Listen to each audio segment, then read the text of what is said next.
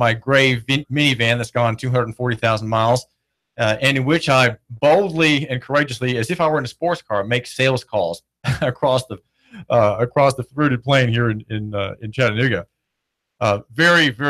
Making a very strong impression, right, as the star of talk radio in his minivan, his old minivan, with a wobbly hubcap and the Nooga radio, the stickers. And I said, listen to this. This is from, you know who Machiavelli is, don't you? Yes, Dad, I know. Well, he really, I don't think he really does. And I said, this is there's a great little essay that I want to mention to you. And I had it called up on my phone, and it's from Lou Rockwell a couple of days ago, LouRockwell.com, the leading website, anti-state, anti-war, pro-free market. And it is the headline is a wonderful phrase from a writer who understood things as Niccolo Machiavelli did. The phrase is revolution within the form, and that comes from Garrett, the economic journalist who wrote about the changing of the United States from a union of 50 states, well, almost 50 states, to an empire, a wartime empire that is perpetual war. Here we have in Afghanistan now a war for 16 years, and the promise to the promise to end federal intervention of that kind is now gone. We don't have that promise anymore with Donald Trump, who, when he ran for office, indicated that that's what he believed in. He believed that we had wasted treasure and lives in a war now 16 years old. But there's not a real change. The Trump revolution in many ways is over. It's been aborted, if you will. He's promising on sending more soldiers there. David Roddy is the new chief of police. And as I was reading this morning the story in the Times Free Press by Emmett Gienap, the police and crime reporter, about an event that Chief Roddy had in the Arctic, the city's Arctic, I thought about this concept and the concept of the revolution within the form, mentioned a couple days before in an essay that mentions Garrett and mentions Niccolo Machiavelli. And there's the idea of revolution within the form is this, that you have, while keeping the old form, a revolution within the form. You have a turning away of an older order, a turning away of an older morality, perhaps, and yet you keep the forms and you have a new doctrine within it. And you see that, for example, in the Christian church, where you have churches in final buildings with sessions, with groups of deacons, groups of elders. And while they have the old forms, God has been vaporized in the proceedings, right? There's no more God. There's no more Bible. There's no more God's law. There's no sanctity of marriage. There's no sanctity of human life. There are not concrete promises made to man anymore of God's deliverance. There rather is a turning to the new deity, and that would be the modern Unitarian state, right? The modern Unitarian state, in which there is a single thought, a single plan, a united, undivided, and undistracted pyramidical form of state, or even you could call it government. And in that we find our salvation. That is the doctrine of the modern Unitarian Church, even if it has a Baptistic flavor, even if there are pews and all the decor, the bright carpets, all the decor of the conservative former Presbyterian or Methodist Church, now liberal, right? And so you see that in the church, and you see that in government. And as I was reading this Emmett story this morning about Chief Roddy's real time intelligence center, that's what RTIC means, the RTIC, Real Time Intelligence Center tour of the common people. Of course, that doesn't include me, since I'm not a member of the media and I'm not invited. Mayor Burke is afraid that I'll ask the wrong question of his underling, David Roddy. But I could have probably attended that event and just not asked any questions at all, and just been there smiling and nodding, probably as I should have been. But there's a question which explains why this revolution has taken place in Chattanooga, and it's a revolution that is in the law. It's in the function of law, and it's from a question by a woman at the end of Emmett's story named Akosa Cook. She also touched on the surveillance, and she asked whether communities could push to see cameras go up in local green spaces if they felt that they would contribute to public safety in those areas. Is there a way for them to, if in their local park they'd like to have a public safety camera, to request it? Is her question, according to the story. And this woman is, of course, thinking that that's the charitable and the civic-minded thing to ask, and to desire and to hope to have to see at some point that there are cameras everywhere. Everywhere you go, there's a camera, and someone is monitoring you. Someone is protecting you. We need to have a public safety camera. So notice surveillance is now public safety. And aggressive policing is, of course, under the rubric of safety. He says, David Roddy says, it's all of us figuring out what we need to do in our city to address what we believe to be the most important thing in our city right now. Wow, that's a lot of words. And for us, here it is. It's the safety of you all and the safety of everyone else out there. We have effectively an insurance-controlled society. Our society in Chattanooga, our society as Americans, as Tennesseans, is controlled by the insurance concept. And that is, we have to reduce risk at every point, because all payments are socialized.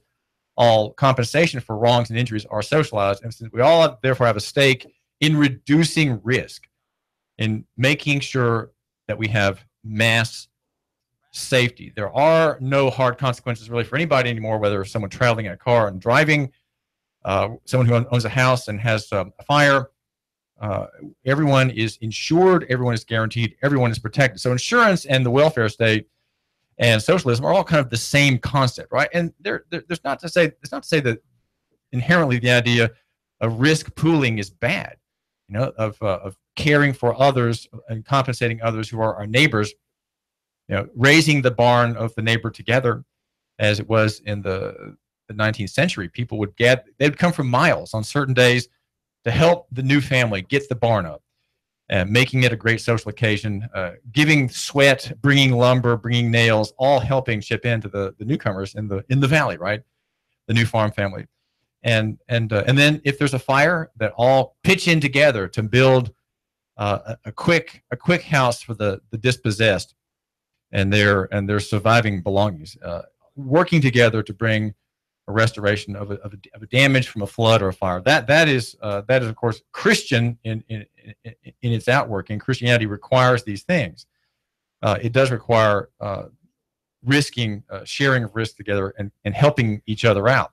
And of course, Christianity implies equity. It implies justice in the courts, and not favor in courts to either the poor or the rich. Right? In the scriptures, the Christian scriptures that thousands of people in Chattanooga read and hear every Sunday, there is to be no favor for the rich man in the court, nor favor for the poor man just because he's poor, right? There has to be fair-handedness, and the court is blind as to the status of the individual before it.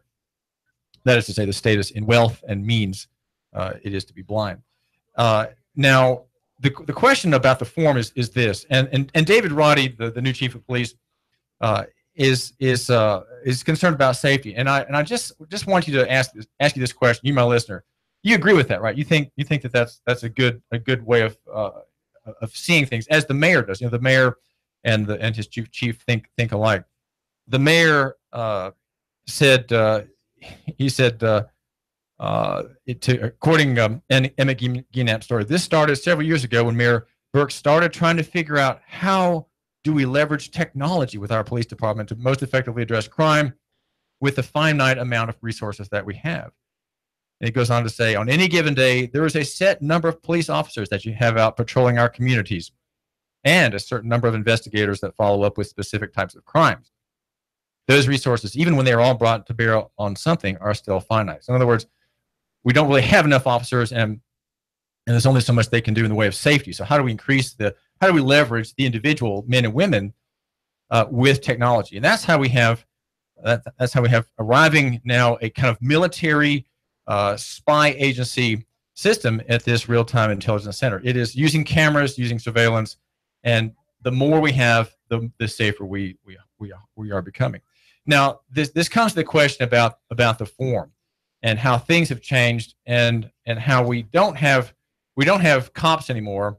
We have police, and we have this agency, and we have what's called the name escapes me, but there's a concept where police officers apply themselves not as much to the general population, but focusing their efforts on a few young men, most of them black, and many of them connected in the low threshold standard of the police department with gangs. And that there's a low standard of determining how someone becomes a gang member. And we're told in recent press reports in Chattanooga that there are about 1,300 gang members in the city. And has the form changed? Has the substance of policing changed? Has the substance of city government changed, though the form has been the same? Okay, that's the question I'm asking. And the quotes come from olden times, right? These are quotes that have gray hairs and gray whiskers and gray hairs growing on ears and coming out of nostrils. People do not easily change, Aristotle says, but they love their ancient customs. And it is by small degrees that only one thing takes the place of another, so that the ancient laws will remain while the power will be in the hands of those who have brought about a revolution in the state.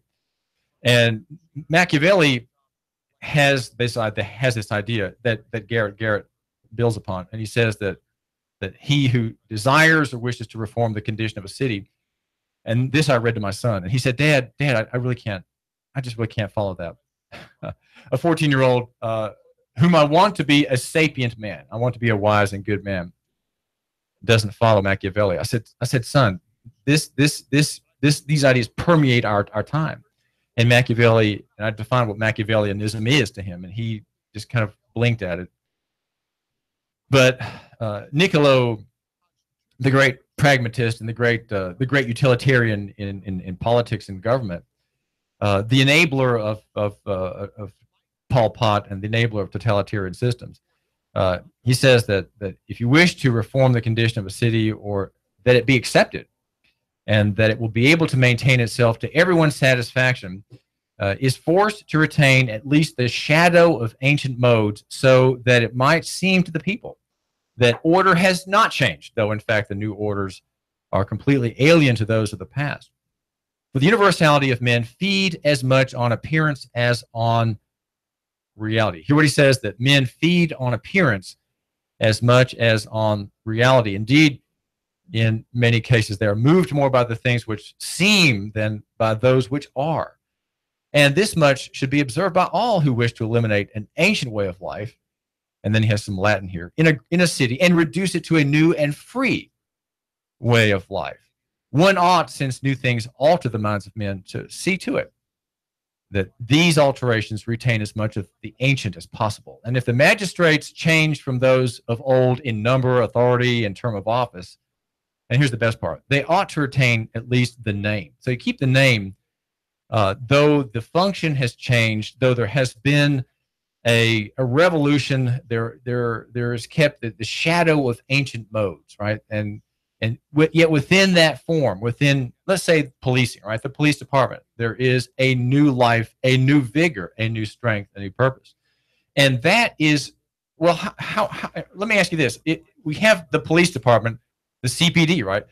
What would be a more accurate name that would terrify people? A name that would bring fear and trembling into the hearts of common people, especially blacks, right? Blacks fear the police. They are the biggest victims of police. And policing per se. Policing is a state function. It is a function of social management. What if you had? What if we said, well, you know, we in the Chattanooga Police Department have changed our focus. Let's change the name to keep it up to date. Well, that would be a bad thing. Machiavelli would say that's a bad thing. And Garrett would say, well, you know, that's probably being smart. And that would be having a revolution within the form, but then changing the form too to let people know, right? And that would be smart for the people, because then suddenly they realized what had happened. They would see what had happened.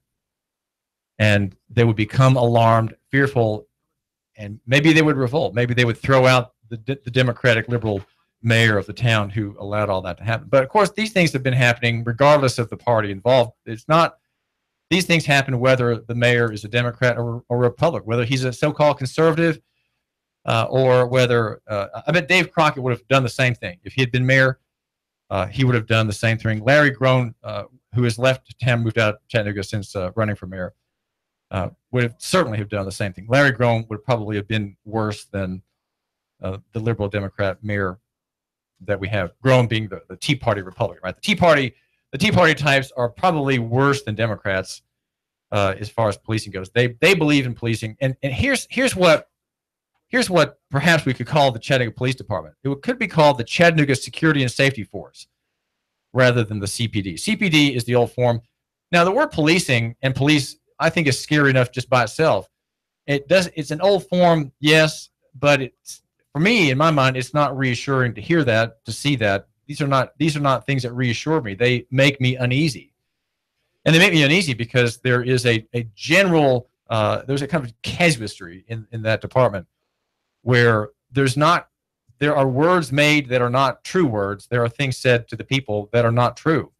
There are encounters forced upon the people unwillingly in which proper procedure is ignored, namely the reading of Miranda, right? If you're under arrest, you should be Mirandized. Everybody who is stopped by an officer and is under arrest should be Mirandized, period. There should not be this game that, well, you're not under arrest, you're just being detained. Okay, you know, that is a specious, an absolutely specious program of verbiage that the police department allow themselves, and that the mayor, Andy Burke, allows, right?